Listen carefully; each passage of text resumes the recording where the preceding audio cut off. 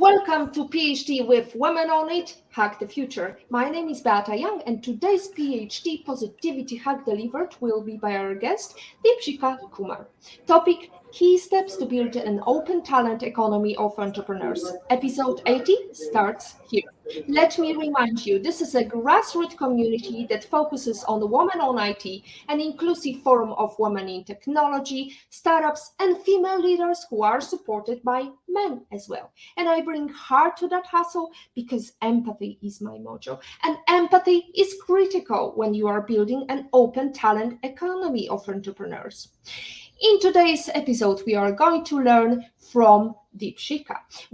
The entrepreneurial lifestyle appeals to a large number of people, boasting authority, prestige, and nearly limitless potential. Successful entrepreneurs seem to have it all. Yet, before you can decide to become an entrepreneur, you should have an idea of the type of business you will build and manage. Fortunately, we have an amazing expert in this field. Deepshikha Kumar is here for Positivity Hack Delivered number 80. She is on a mission to bridge the gap of women in leadership positions. She is the founder and managing partner at SpeakIn, Asia's largest digital campus for leaders and their teams to be one-on-one coaching and group speaker sessions. Let's go with questions because, Deepshikha, I know you're very limited on your time. Where are you today? Where are you calling us from? Great to be here, Beata. Thank you so much for the invitation. I'm based out of Singapore and very happy to support any cause that relates to women being brought back into the workforce, being promoted, being encouraged to be not just employees but employers world over. So thanks again. Thank you very much, Deepshikha. I have to say that I didn't realize how big your platform is, and the underrepresentation of qualified women in leadership is definitely your major concern. Why is that, and why do you think it's important to focus to bridge the gap of females in leadership positions? I think I'm as I was telling you, right? I mean, I've lived a 20-year plus life professionally across continents, across geographies, across hierarchies and sectors. So I have, in that sense, been and across situations, what I've seen as a very clear or a very standardized scenario, and that has been that I've rarely found other women on the table alongside me, and which is always mind-boggling. But what I also learned is that a lot of the reasons which pertain, of course, there are the different parts of choices and how our conditioning has happened, where we've been brought up, what we've been told as women that we can or we cannot do and be. But apart from that, I think 50% of the battle still lies within us, on what we tell ourselves, on what we are meant for, what is our potential, where we can reach, and what we can do. That battle is best won when we see more examples around us who have had similar beginnings like us, but have taken a different path. And that's what I want to bring, both with SpeakIn and also, by contributing in my small way to platforms like yourselves, Beata, where we want to encourage more women by showing them examples of women from London, New York, Singapore, Kuala Lumpur, Delhi, and Hong Kong, and beyond, that you can do it as well. You can have it all. So, Deepshikha, I wanted to ask you, what is your education and why did you build your platform? I think so I'm an MBA and engineer by education, and but the biggest part,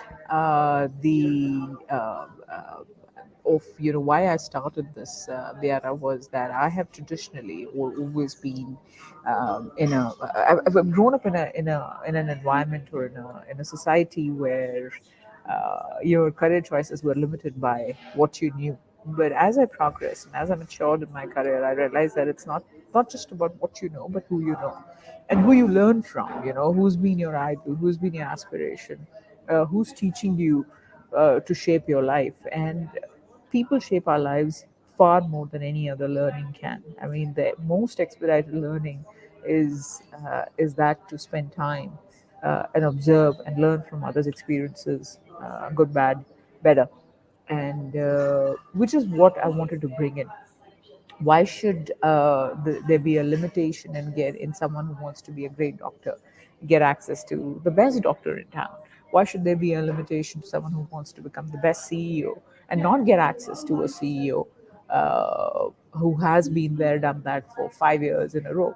So that was the premise of SpeakIn, bringing democratizing access, democratizing learning, democratizing the ability to understand what works and what doesn't with the best globally. Mm. So you democratize learning by offering this platform, and people can have an access to general kind of teachings. They can, view videos, but they can also book one-on-one session with coaches. Is that the only difference from, let's say, Coursera, or do you see more benefits? So our biggest USP or the offering Beata is the one-on-one coaching part, which is giving you an opportunity to learn in a customized format, which is for you, answering questions which are unique to you and your journey. So one-on-one as well as group learning sessions is what we work for businesses the world over. We work for nearly 400 enterprise clients across SAP, Accenture, Shell, Omron, Visa, and more, and providing them, and particularly in two areas. One is on the women's side, where we help women, get coached on from a negotiation to a presentation to a communication to self motivation, self preserving tactics, and beyond. Mm. That's beautiful. You talk about self motivation. I can't stop but think about the best-selling book called Grit. Researcher and professor of psychology at the University of Pennsylvania, Angela Duckworth, states that grit may be the single most important factor in a person's long-term success. Her research shows that grades, intelligence, and socioeconomic status do not stack up to the characteristic she defines as grit. According to Duckworth, grit consists of passion and sustained persistence applied toward long-term achievement. I guess it's a bit difficult when you have an online platform, you don't have that face-to-face meeting. How do you tackle that challenge of creating grit? I think the two things. I mean, as a platform, as a business model, we do provide the ability to have in-person sessions as well. So that's also the provision available for organizations to bring in these experts to have in-person interactions with their employees. In terms of virtual conversations, Beata, I think we can never take the warmth, the efficacy, the returns of an in-person conversation, sitting down one-on-one with a cup of coffee, and because every interaction is a rhythm, right? I mean, if you see, there are two people when they talk. If you, as I say, if you silent them, I mean, if you're not hearing anything, what you would realize is there is a bit of a rhythm in their body language. One person moves and the way the other person moves. So you can never replace that rhythm. You can never replace that music. But having said that, as far as learning is concerned, like how we are interacting right now, one on one, I think the benefits of being in Malta, talking to someone based out of Singapore, far outpace that warmth. But it is not to replace, it is to add on that convenience of learning wherever you are on this earth.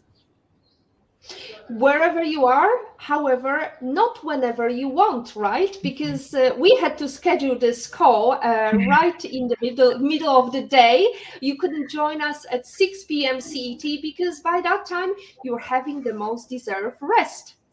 So how do you tackle that challenge? I think, but that's the beauty of it. I think, and I'm rather proud to say that that SpeakIn has created a mechanism where the world has become the canvas of learning, and therefore the number of options which exist, whether it is in Malta, around your time zone, are plenty. If it is not for Deepshikha, I'm sure there are many very very deserving entrepreneur women whom you can talk to within the region, and and yeah, I mean, I think that's how I would answer. But yes, there you of course have to set up a time and date for even those who are in the same time zone. Absolutely. Well, it's a perfect time to now talk about your quotation. I usually ask for life lesson quote at the end of the show, but actually your quotation is so perfectly timed here. And when we are talking about time, this is not the worst time or better time to start now your entrepreneurial journey. And Deepshikha's quotation is, when I work 24 hours a day, 7 days a week, I get lucky. Why? I'm a workaholic. And being an entrepreneur, I think you tend to have a slightly unfair advantage of doing what you love the most, and therefore you never really feel it to be work. But so I think that's my view of that. I enjoy it. I don't think and I don't believe that there is work and then there is life and then there is a balance. I believe there is life, and you distribute your time in this life on this earth between things that you truly care for. Well, I mean, it's the middle of Diwali, isn't it, Deepshikha, or the end of Diwali? Everybody's enjoying their lovely holidays, but no Deepshikha. So how do you keep that work balance, work-life balance? Do you need to keep it? I think I'm a mother, I'm a wife, I'm a daughter, and I enjoy my time with my family. I enjoy my time uh, when I believe I should be there, both asked of and voluntary. Um, I think as a woman, like you said, I think early in the conversation, we are to have it all. I don't think you can have it all. I mean, frankly, I think it's you prioritize your life is about prioritization continuously, and you prioritize every day, every hour, every minute, and what needs most attention, where the most ROI is, what is most urgent, catches your attention, and that's where the calculations come. So yes, I mean, being an entrepreneur and a woman and a mother and uh, and a family person, you have to do some more calculations than perhaps some of the other people would. Uh, but it's fine. I mean, I think I've done pretty okay in terms of calculation so far. It can be better, but no complaints. Absolutely. Well, that brings me a quotation of, I believe it's CEO, used to be CEO of PepsiCo from India. She was talking Yes. about forget about life balance. When you're working and you're passionate about something, got to give. So definitely, Confucius got it right all these years back. When you're doing something you're passionate about, you never work a day in your life. So let's go back to your beginning, creating that platform. How did you create? Did you have to bootstrap, or did you find other ways to fund your business? So we started with the revenue. I mean, we started when we got our first client. So that was my leap into speaking. The good thing was that we were making revenue from day zero. We had a steady stream of clients when I started, and a lot of my and that's why I recommend to people who want to start somewhere in the journey is to keep cultivating relationships through their life. I mean, my first clients were people that I had worked with in the past as an employee, and some of my first investors were my past clients or my past people that I'd worked with in my journey. So those relationships helped me to get started, and then shortly after, when we started, we realized that we're getting to a certain scale, the shape is coming in terms of product market fit. That's when we went out and raised more funds, and which was the seed capital back in 2018. um, haven't really looked back ever since. We are right now in the process of raising our Series A, uh, and the conversations are on in the region. Excellent. Series A, what's the valuation, current valuation of your company? It's something that we're working on, and but in due course we'll definitely share. Absolutely, fingers crossed for that. That's probably one of the reasons you cannot stay with us longer for a full hour. Anyway, Deepshikha, so you created the concept. Did you have a website when you started? Can you tell us a little bit about how you prepared? Because you told us you had a client from day one, but there must be steps to take and build your business online. So I had a bit of an advantage there, Beata. I mean, when I went to B school, a batchmate of mine had a concept. I mean, the original concept came from him in some shape and form, and but I thought it was pretty ahead of its time. I thought that it's not going to work, and he went on uh, to register a company and to start a website. And but none of us wanted to leave a job, and I really didn't think it'll make money. So I moved on, and I did my own stuff, and so that website lived on. I mean, that website, that concept lived on, and 10 years later, when I did decide to kind of move on and build something, and I'd seen that access problem of not being able to learn from people who can give you real life learning.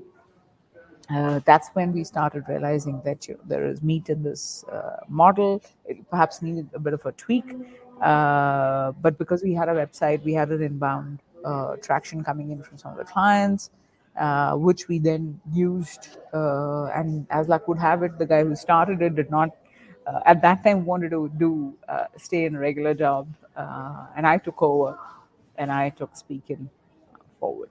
Hmm. Beautiful. So, how did COVID change your model? Did you have to pivot? Oh, very interesting. COVID has been very, very good for us. I mean, may all health restore absolutely very, very soon. But COVID has been very good for us. Earlier, we were focusing only on offline interventions, offline interactions. Bringing in experts for offline learning in a group setting.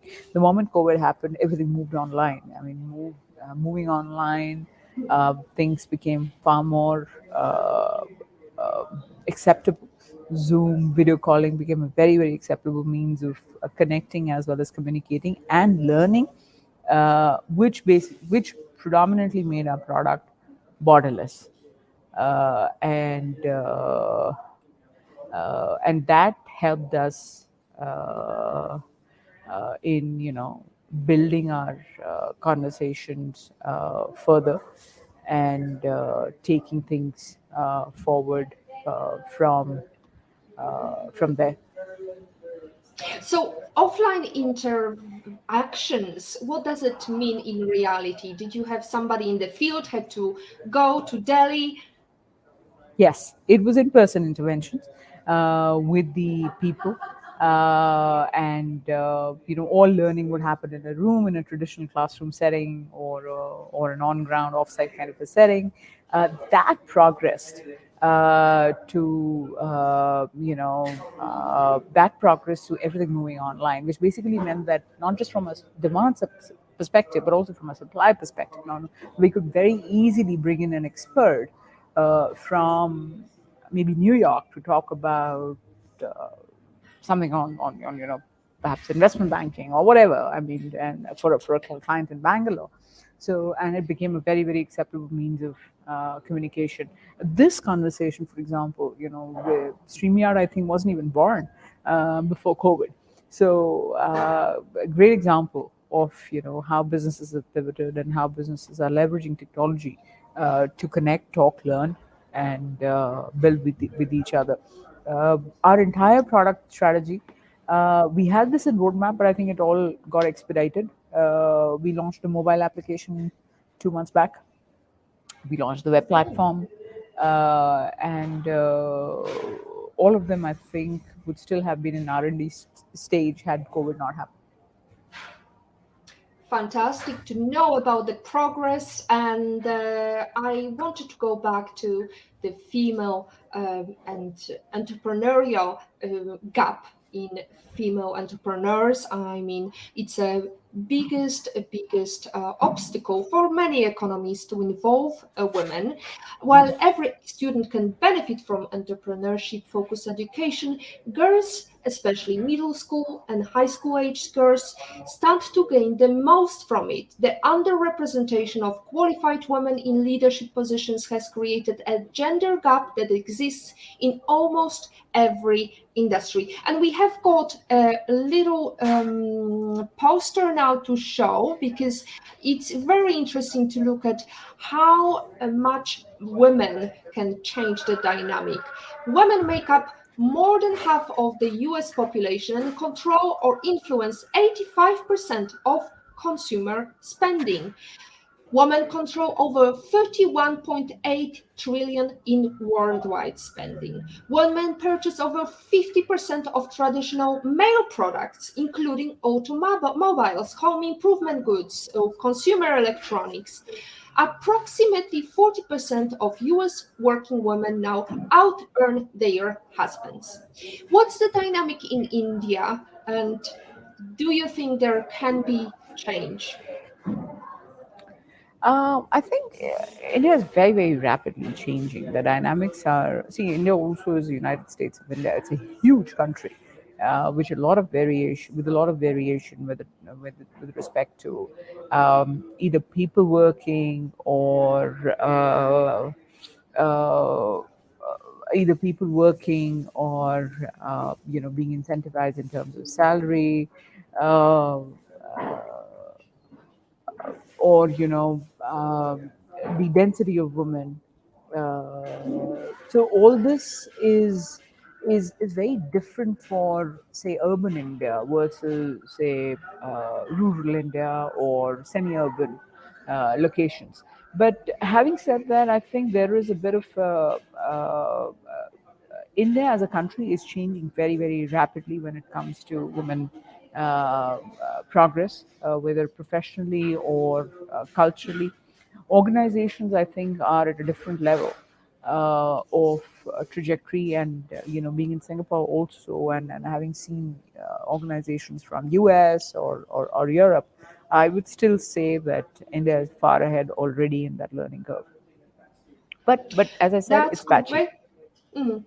Oh, absolutely. There's still work to be done. How many of your students, in percentage, do you have statistics of how many of your students are females versus So, males? great question. We are somewhat lopsided on BFSI and technology. BFSI, while is not very heavy on women, technology is a very, very heavy woman centric business. And what you also see now is that there is a lot of mishmash happening. So I would cut it by sectors, and I would cut it by levels. Absolutely, at the leadership level, there are not many women. It is heavily guarded by men across sectors still. So, and but having said that, across sectors, I would say that we are doing far higher on the technology side versus on the BFSI or the financial services side. And I must compliment and call out companies like PwC, Amazon, and some of these companies who've done very, very well to focus on their women folk and develop them further. So that brings me back to our previous episode of Positivity Hack Delivered, number 47. We had Priyanka Komala, who was talking about STEM is a default choice in India, and apparently parents in India believe that you either have to become an engineer or a doctor. Is that still the case? At some point of time, yes. Asian parents tend to put a different kind of pressure on their kids. There are different benchmarks for learning, and a different kind of emphasis on education. So, but I think that has changed. I mean, I think the world has seen. I mean, the internet penetration, mobile penetration in India is one of the highest, which has also meant that parents are getting exposure to different kinds of career options, and you can see that in the next generation of employees who are coming up, taking up newer careers, taking up newer professions, and earning a lot of money. So yeah, I think it's being Yeah. received well. So, what would be words of advice to these parents who are struggling to convince their girls? I, for example, didn't succeed in convincing my daughter to go into technology. What would be your advice? Technology or business? I'm not sure where I have convincing works with children. I think we can definitely talk about the generic merits of where the industry is heading and how technology is going to be the enabler across any profession, any sector, any company. There is no technology company now per se. There are no technology companies. Every company is a technology company. Every company has technology embedded into its product, services, interactions, customers, employees, and more. So, so in that sense, I think uh, you know. But on the other hand, I mean, convincing children. I mean, I have a 10-year-old and an 8-year-old. I can't convince them to wear what I want to get them out to a market. I don't know how we can convince them to don a career. So Uh, I don't consider myself fit to answer that question. well, you mentioned that you have children. Can you tell us about them? What's their career option? They're very young right now. They are 8 and 10, so their career options pretty much change every day. And so, from being a veterinary doctor to a dog farm owner to a gamer, I think they have multiple options. But from my sense, I mean, um, I'm limited by time. I'm not somebody, and I do I regret it? Maybe some bit that I don't sit down with my girls and go through their detailed homework and understand where they are great, whether it's maths or English or Mandarin or what excites them. I don't know any of that. All I know is that, and all I focus on is that they're happy, they're healthy, they're good human beings. They're able to decipher what is right, what is wrong, and they maintain that level of empathy and respect uh, for people across cultures, age, and beyond. Uh, I think rest will be taken care. I mean, we're paying a lot of money for their education, so I'm sure school is going to do a good job. Well, fingers crossed, Deepshikha. When love and skill work together, expect a masterpiece, as John Ruskin said. Now, what would be your advice for any career-driven woman? What are the 5 top soft skills they should focus on right now? I think one is that soft skills perspective. I think number one is that I think women are natural communicators, but the ability to be assertive, the ability to be confident of their own thoughts, their own views, I would be number one. The self-doubting mechanism, the road of perpetual doubt, should be traveled less. That's number one. Number two is that you should be more open and in connecting. I think as women, we've been taught to be wary of strangers and to respect our space. Unfortunately, at times that space becomes too far and wide. Uh, be open to possibilities. Be open to connections. Be open to connect. Not every relationship, not every conversation has to conclude one way or the other. They can just be open, good conversations where you learn from each other and appreciate each other and you move on. That's where learning resides. That's what networking is about. Number three, I think, is the soft skill. I don't know if it's a soft skill, but garner more support. Create a battery of support across you, whether you want to be a professional, a family woman, a housewife, an entrepreneur. You need support, 360 degrees. And last but not the least, I would say that I think it's more behavioral than soft skills. I think women perpetually have OCD.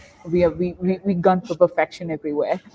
Uh, Life is not perfect, and I think letting go sometimes. That's what I keep telling myself. That it's okay to be less than perfect. Absolutely, done is better than perfect, as startup mantra goes. Now, what is next for the next big step for Deepshikha? Where is your path taking you? I think one big step would be to scale from here. We have traveled about 5,000 kilometers from Delhi to Singapore, and to build an Asia-wide platform. We want to take it further to a global pedestal, and which is where our US journey has begun.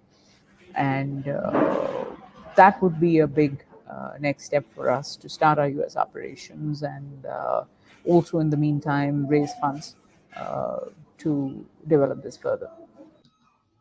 Well, crossed for that. Deepshikha, I wanted to ask you a final question, which is imagine the pandemic is over and you can travel anywhere in the world and take with your travel anybody in the world. Where would you go to and who would you take with you? I love London. I think it has a beautiful vibe. It's an absolute balance of vibrance, beauty, and and a lot of coffee. I think London is what I would really really love to travel. I love traveling with my children and my husband, and I think I'll stick with them for the company. I mean, can have it all. You can choose any mentor or any person in the world, and you choose your family. Yes. Fabulous. Fingers crossed for that travel to London. I was there just 1 month ago, and good luck with your funding and with expansion to Asia. Thank you, Deepshikha, for joining us today. And this is a wrap with our lovely guest, Deepshikha. Thank you very much. All the best of luck. Thank you. So we talked about how to build your platform, how to build successful model. And that's it from our lovely guest joining us all the way from Singapore.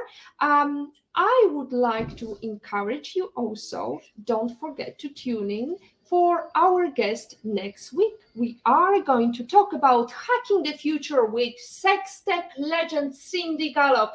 She's been quoted by me so many times, and it's time finally to have her here in the show.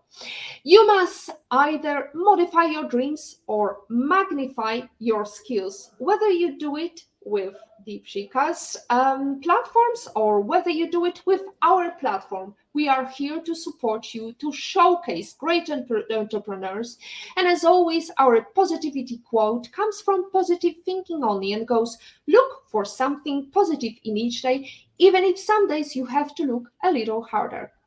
And finally, if you don't like something, change it. If you can't change it, change your attitude. Maya Angelou. Today is your day to hack the future, hack the positivity you want. Thank you. See you next week.